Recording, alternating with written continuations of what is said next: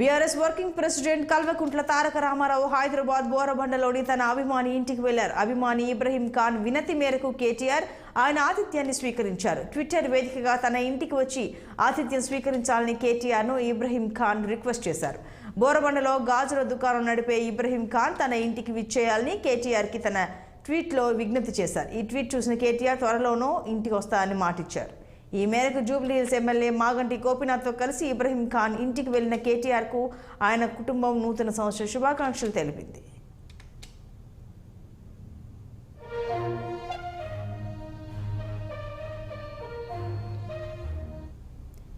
కేటీఆర్ రాకతో ఇబ్రహీం కుటుంబ సభ్యుల ఆనందానికి హద్దులు లేకుండా పోయాయి. కేటీఆర్ను అభిమాని కుటుంబ సభ్యులు అతిథి మర్యాదలతో సత్కరించారు. ఈ సందర్భంగా కేటీఆర్ ఇబ్రహీం ఖాన్ కుటుంబ సభ్యులతో కలిసి భోజనం చేశారు.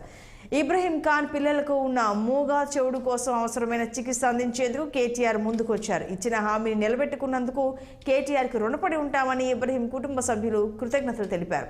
ఒక సాధారణ పౌరుడు తమ ప్రభుత్వ సేవలకు గుర్తింపుగా తన ఇంటికి ఆహ్వానించడం తనకు అత్యంత సంతోషాన్ని ఇచ్చిందని కేటీఆర్ తెలిపారు. ప్రజా జీవితంలో ఇలాంటి సంఘటనలను మరింత నిబద్ధతతో ప్రజల కోసం కష్టపడేలా స్ఫూర్తినిస్తాయని కేటీఆర్ ఈ సందర్భంగా అన్నారు.